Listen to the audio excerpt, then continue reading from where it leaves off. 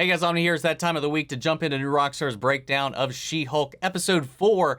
If you haven't seen my reaction to it, I recommend you go check it out. I'd really appreciate it if you haven't already. I really enjoy the episode. I've seen a lot of people have been mixed on that one in particular, but it's par for the course with the show, man. I enjoyed it, and that's all that matters. And I'm excited to check out their breakdown of this episode and see what all we can drudge up. And I know Eric's already back on the Mephisto train, as we had some pacts with certain demons occurring within the episode, and he's right back on it, man. And I think eventually we're going to get Mephisto one of these days. We got to, man. But anyway, guys, if you're not supporting New Rockstars, go check them out. Links in the description. Support these guys. They put out some amazing breakdowns. They have great personalities over there, and they put in a lot of work to make sure that we're up to snuff with our nerd knowledge going into these shows.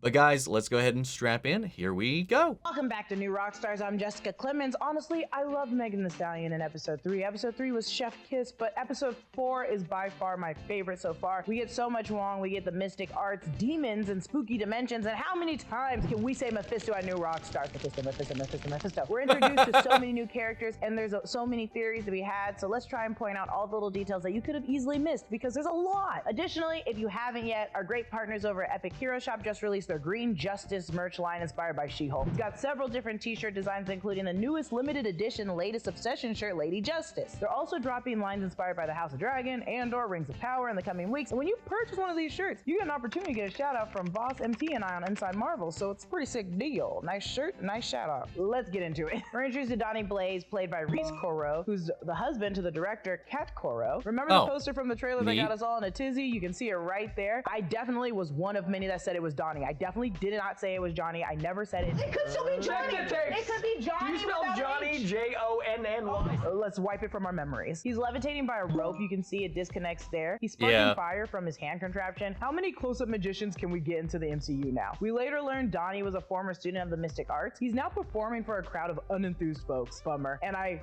really, really hate him already because he referred to Shakespeare as Billy Shakes, which is why? We can also see who they sort of favored him after. He has a B for his last name on his necklace, along with the Raven Bird skull necklace, looking like Khonshu, all the occult jewelry. This dude's a poser. We also learned this is LA's Mystic Castle, which can easily be a nod to the private club that is the Magic Castle that features a ton of magicians and variety art performances. But this Mystic Castle has a ton of old relics and posters, giving it a very spooky vibe. We're also introduced to Madison with 2 N's and 1 Y, but it's not what you think. It's spelled like this. She's played by very funny Patty Guggenheim. Behind Madison, we see the portal open and there's a head on a spike, a torch in front of some older looking and another head on a spike. A torture box? Either this is hell or someone's pillaging. I have a theory of what this might be, and we'll get more into this later. I promise we'll come right back to it. We get that sweet, sweet, sweet Sopranos opening song, Wake Up This Morning by Alabama 3. We're now in Kathmandu, Nepal, which we know the Kamar-Taj is in. I really want the Sopranos version for Wong and the other students from the Mystic Arts. Maybe, please just make him a spin-off, and if it's like the Sopranos, I'll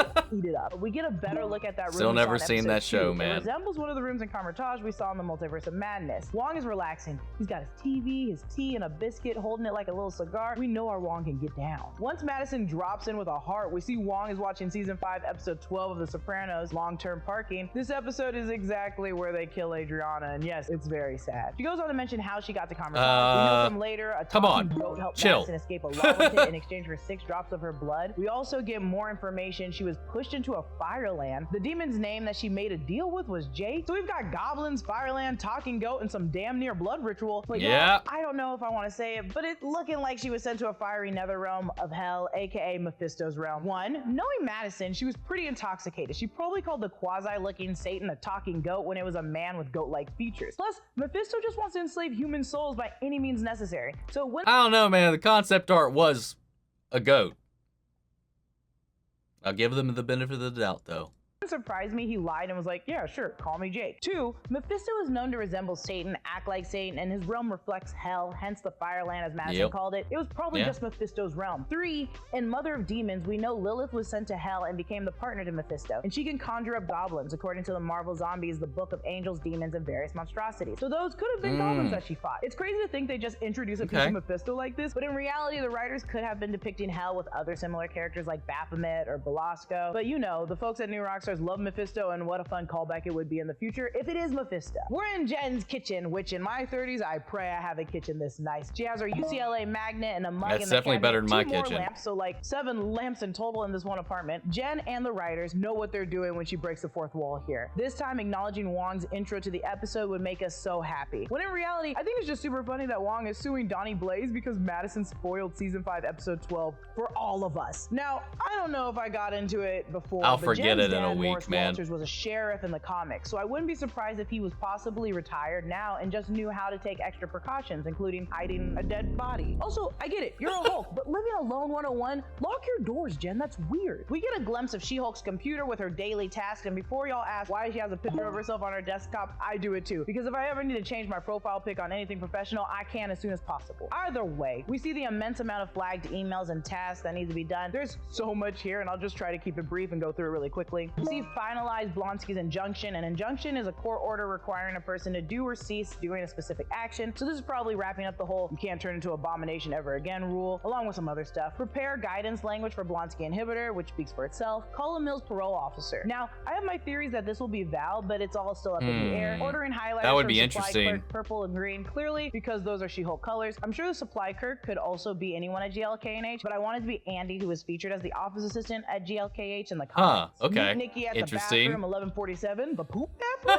Schedule summer associate interviews, a sad face. A summer associate is a law student who works for a big law firm over the summer and makes what equates to an associate, lower level lawyer at a firm's salary during that time. Thank you, Lauren. This was from my best friend, Lauren, who's a lawyer. Buy and read How to Make Friends and Influence People. There is a book called How to Win Friends and Influence People by Dale Carnegie. A self-help book offering advice on conversation styles, how to make friends and increase your popularity. Something I need. For the cases featuring Runa and Pete, it's a nod to Megan Thee Stallion, whose last name is Pete. Also sign up for Big and Tall membership, probably just a nod to Big and Tall outfits. Compile dispositions for Lee vs. Bryn, which could be a nod to Stan Lee and John Bryn, who wrote and drew for Sensational She-Hulk. File discovery requests for Kraft and Soule, a potential nod to David Anthony Kraft, who wrote Savage She-Hulk, and Charles Soule run of the She-Hulk. That actually is my favorite run of She-Hulk, is Charles Soule's. Go look at it. And the only thing she's finished is creating a dating profile. She's using Matcher, and it looks like Tinder. Peep the logo similarities. Once she's logged in, we see her name, pronouns, and location. We've got another QR code because the show loves them, but for the basics, she's looking for a man between the ages of 30, 45. They can range from 5'6" to 7'11", all within a 25-mile radius, and I know, it breaks my heart too. I'm not what she's looking for. Once Wong appears, we find out that Donnie Blaze was, yes, a former student of the Mystic Arts, but was kicked out after 1 week after summoning 3 kegs and his former fraternity brother to Kamar-Taj. Compared to Caecilius and the Zealots, who were former trainers of the Mystic Arts who beheaded the librarian and escaped in the first Doctor Strange, they made what Donnie did not so bad. Wong says this. Practicing the That is mystic true. arts without proper training not only endangers people, it risks untethering the material and astral planes. This is probably referencing in Doctor Strange when he started meddling with the temporal manipulations. Donnie doesn't have the Eye of Agamotto, but the sling ring can open any dimensional portal in the universe, so it can stir up a lot of chaos. Also, this is what I never recognized, which is worth noting, that Wong, though up to date on all the pop culture references from Earth, is still blind to common Earth rules, which is insane to me. You think It's he'd kinda learn from The interesting, Sopranos, actually. or I at didn't least ways really to thought evade about it, that. but he just genuinely doesn't know laws. So now Wong and She-Hulk are teaming up to make sure no unlicensed person can practice the mystic arts again. And of course, we get a shout out to the Book of Ashanti, the book from Multiverse of I Madness. kind of mentioned that in the review or in the reaction. He's asking for no unlicensed people to practice magic or whatever. So is that implying that Wong and other sorcerers of Kamar-Taj have official licenses for magic? Or is he also because in the long run, if this sets a precedent for that, he will then have to get said license if he does not already have one because of this. Otherwise, he won't be able to practice anything. And then who sets up this licensure? What are the qualifications? What's the will Kamar-Taj be in charge of said licensing? Will they have to hire their own little DMV magician division? Like, there's all these things that started racing through my head that I couldn't process because the episode just kind of keeps moving. Madness, the book that granted a sorcerer anything they needed. Anything.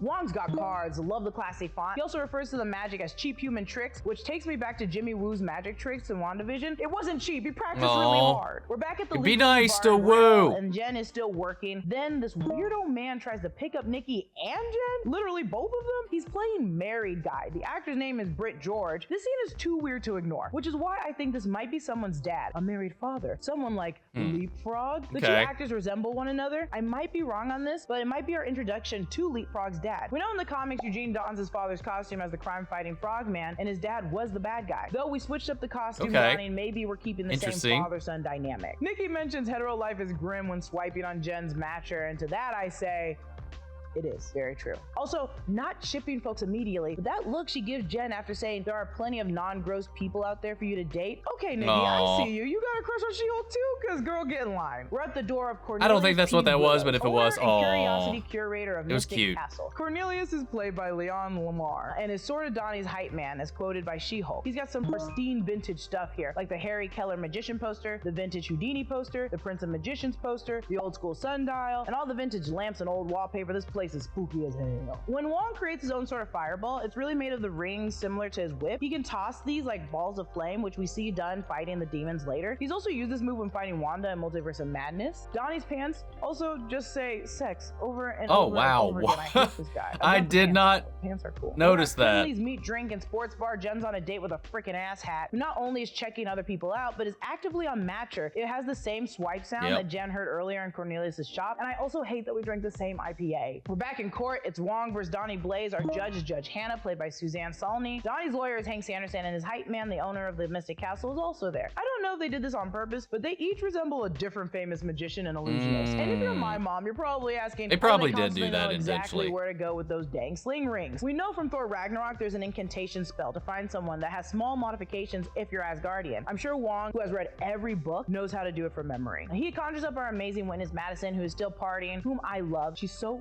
supportive. Wong prays to Kuan Yin, one of the Taoist gods, before Madison gives her testimony. Our girl's fixing to finally take a real break and jump into the dating pool as She-Hulk. She's back on Matcher with a new photo and name as She-Hulk. It's playing Zoom by Jessie. You know the song from TikTok. It's truly a bop and anthem. I can't do the dance.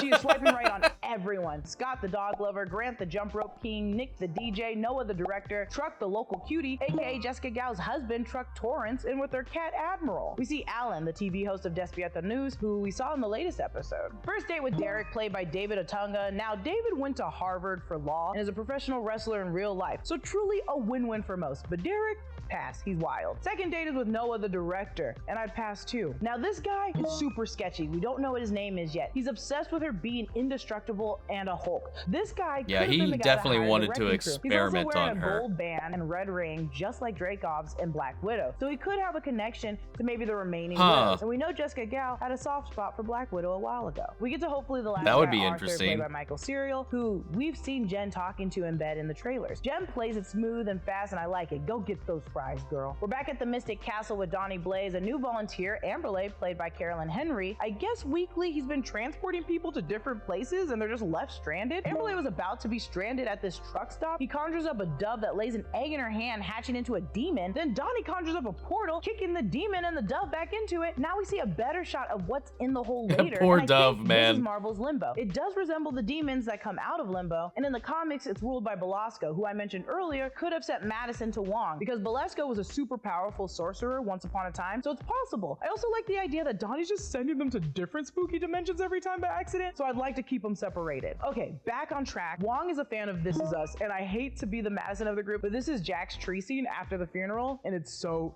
sad. I think this is what made him late to the trial with Emil, because his eyes were a little red from crying. Wong conjured up these sort of knuckle That would be blades, hilarious if that was the ones in case. Star Wars, the vibro knucklers, and it's also serving this one scene from Mission Impossible that we all love. Jen breaks down having to change into She-Hulk in front of everyone at work for her first day at GLK&H, which is embarrassing. She didn't even have shoes on.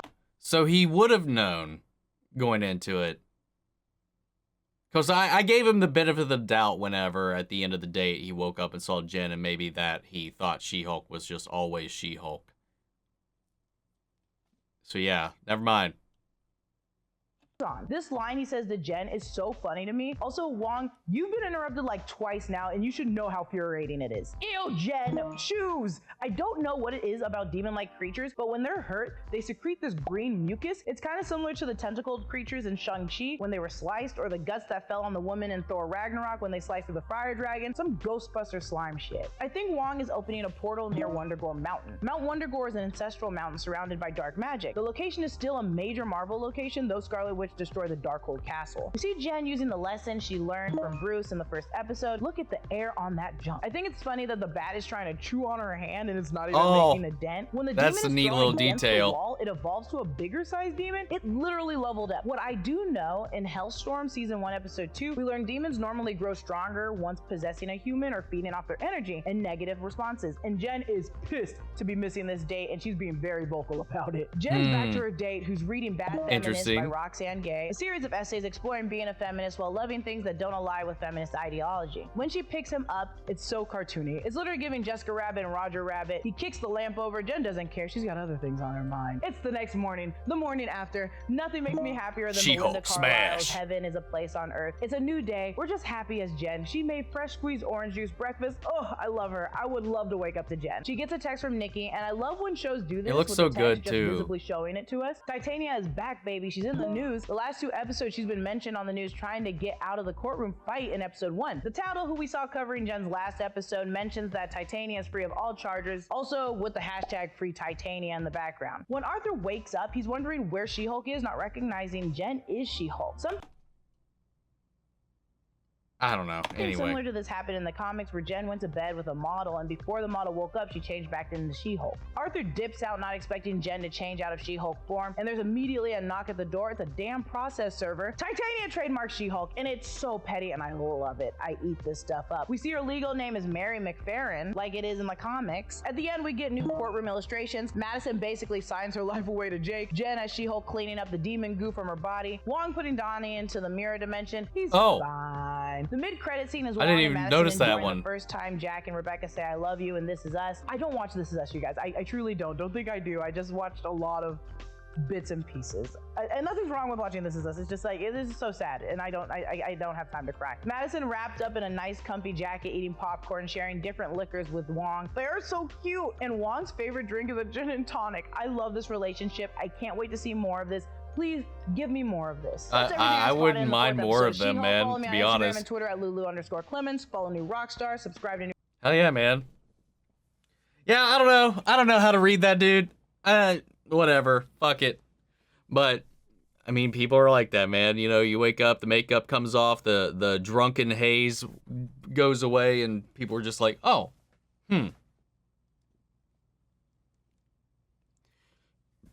It is the reality of the situation. But yeah, man, I thought it was a really fun episode. I love the slow expansion and the way that this show is kind of like helping flesh out more of the MCU a little bit. Some other things going on, especially through Wong and the mystic arts and like this demonology sort of thing that we're diving into a little bit. You know, it might not be Mephisto, but it very well could be any number of demons that she could have talked to. But I like that we're diving into it a little bit.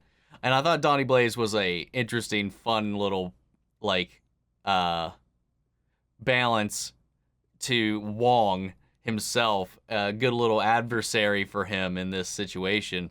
And I would love to see the repercussions of this court case winning and what restrictions or hindrances that might impose on the sorcerers themselves that are currently practicing. That would be kind of hilarious if Wong made his life a little more difficult by proxy. Yeah, man, I enjoyed the episode quite a bit. What'd you guys think? Did you notice any details that were not in the breakdown? Support New Rockstars, follow these guys. And before we go, I'd love to know your thoughts. So sound off the comments. Let me know your thoughts down below. We'll carry on the conversation after the video. Feel free to join us in our Discord. We can talk about it there as well. Links to that in all my socials in the description box below. Follow me in each and every one of those. Before we go, I want to shout out our channel legends. Manny Sherritt, Ryan, Karen, Jason Coleman, Philly Vane, Yori, Corey Scott, Margaret Grace, Mary Bradley, Melita, Robert Anguiano, and Raven McGann. Thank you guys so much for your continued support. But that's it for this video, guys. I'll see you all next week with episode 5. Take care, everybody.